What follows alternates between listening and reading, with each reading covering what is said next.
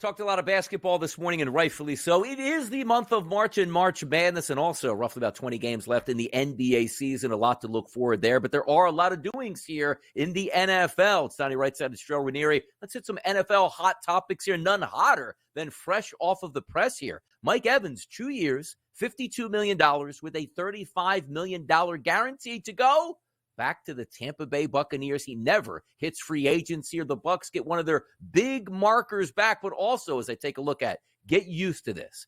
2 for 52, that salary cap going up. We are going to see a bonanza of salaries moving forward here, Joe. Yeah, no, we are. And kudos to Evans, who it looks like, at least over the next couple of years, will probably, Tampa drafted him 7th overall in 2014. He's going to spend his entire career with Tampa, something, outside of the quarterback position, you probably don't think you're going to see a whole lot of. And he's the only guy in NFL history to open his career with 1,000 or more receiving yards in his first 10 seasons in the league. I mean, the guy has been as steady as there is. I'm glad they finally figured it out, because Mike Evans should remain in Tampa and should end his career as a Tampa Bay Buc.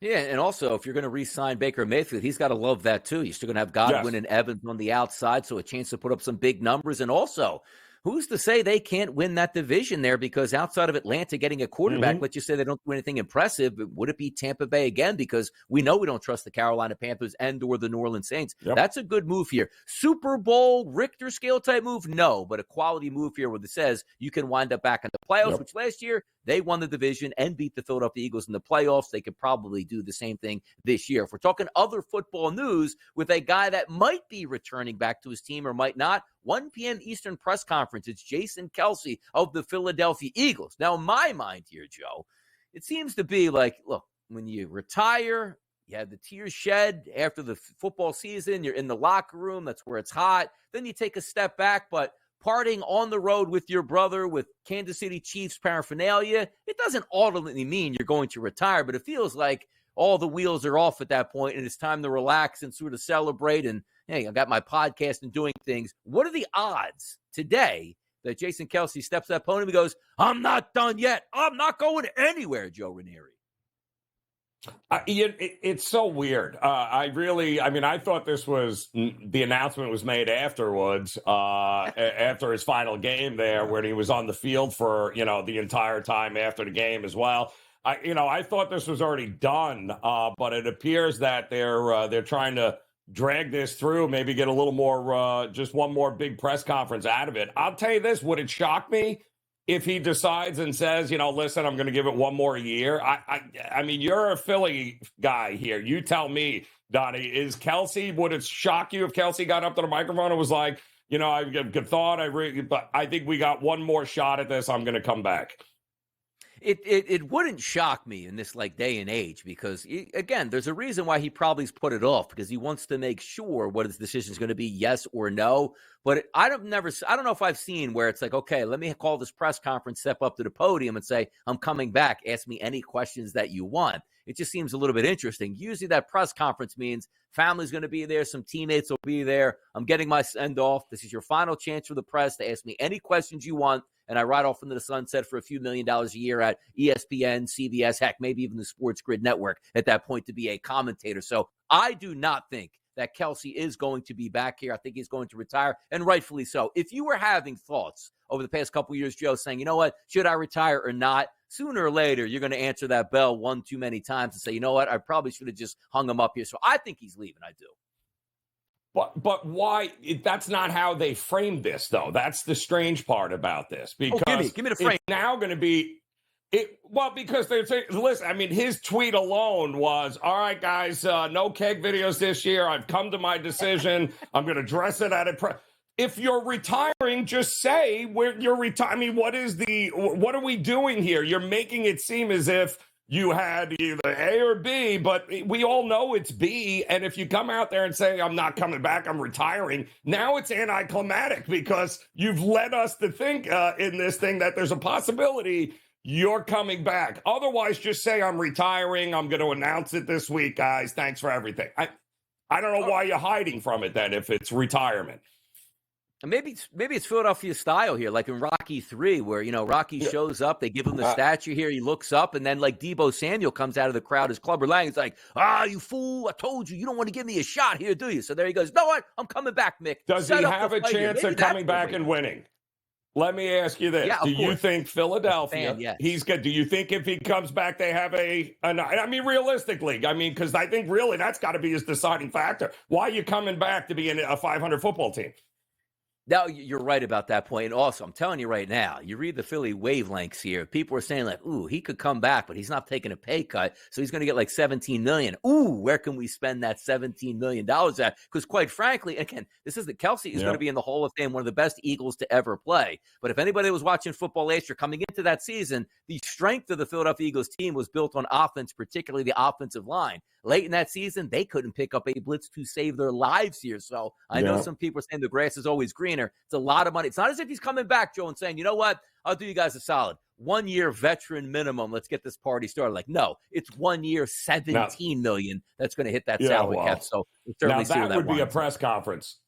That would be a press. Yeah. I'm coming back. I'm taking the minimum so we can spend it now. Now that right there, the man would enshrine himself into Philadelphia lore forever. But I just think it's going to be anticlimactic if he just comes out there and says, after much pondering, I'm retiring. Like, no kidding. Everybody is the worst kept secret in the world. Maybe, and also, if we get an odds market here at the FanDuel Sportsbook, maybe they can post up, will Jason Kelce appear in a mummer's outfit, just like he did at the Super Bowl parade, and announce he's coming back and also maybe retiring at this point. But we'll find out later today. We don't have to wait any longer on this. And if you were waiting, you didn't have to wait very long for a 40-yard dash out of Xavier Worthy's 4.22, the fastest man alive here, Joe Ranieri. Yeah, and of course, somebody will overdraft him, and he'll be out of the league in 12 months. We see this every combine here. Like, congratulations, you run really quick. But what happens is, the guy just made himself a whole lot of money, did he not? By now holding the record for the fastest 40-yard dash. But if it's one thing we know is that doesn't translate into quality football players in the NFL. So. Somebody will bite and overdraft him because he simply ran faster than everyone else. It's just rinse and repeat with this at the combine, is it not, Donnie?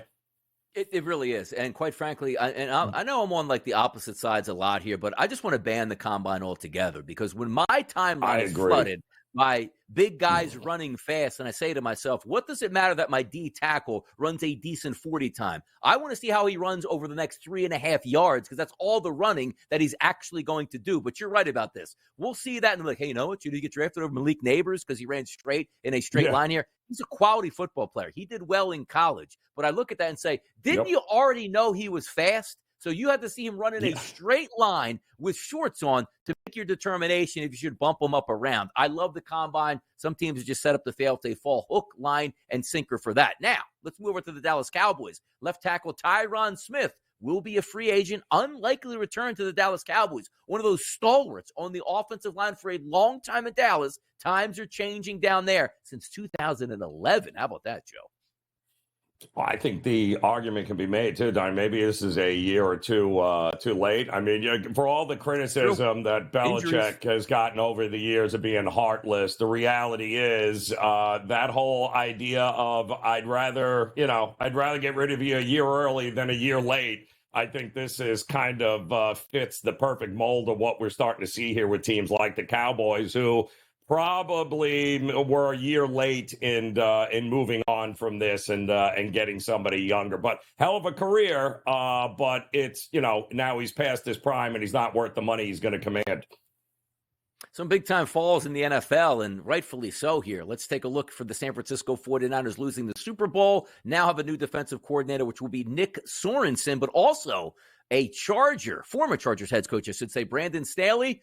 He's also going to have a prominent role in the staff, which is crazy because you went from hot D coordinator to coach to now, the 49ers picked you up. Oh, you're the D coordinator? No. They're going to, try to find something for me here. It has a lot of those Eric Bieniemy feels where on top of the mountain with Kansas City, can't get a head coaching job. Let me go fix the Commanders to let me go back to college football in Los Angeles here. Brandon Staley, as long as he's not making the decisions, it's probably a good move for the 49ers.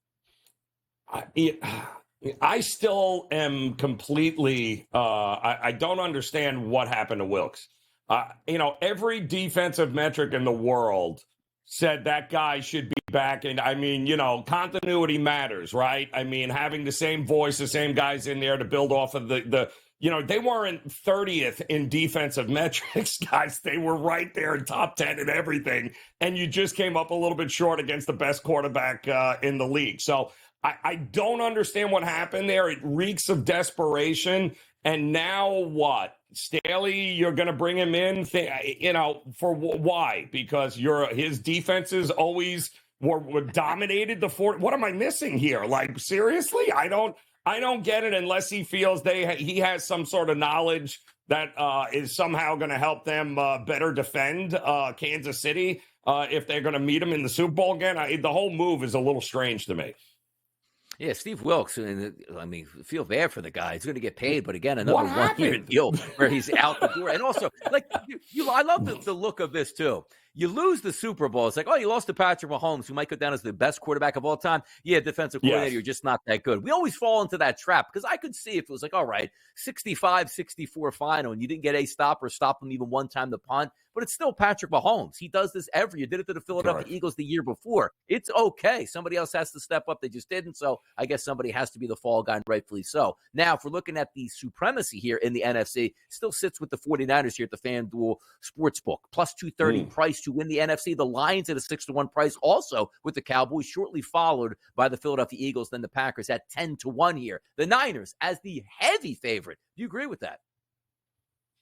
Well, I mean, they again, if you're now the favorite to win the following year, and you fired your defensive coordinator, you gotta wonder what is going on in that. What's going on behind the scenes there? It reeks of dysfunction and it reeks of desperation here. So while I get why they're the favorites, there will be no money of mine will be backing the 49ers to win anything outside of maybe the first week or two of the season, because I don't trust them. It feels like there's more going on behind the scenes than we know about, and can't trust a desperate team like this, who ultimately, to ask them to do again what they just did last year, I don't buy it, man. I just don't buy it.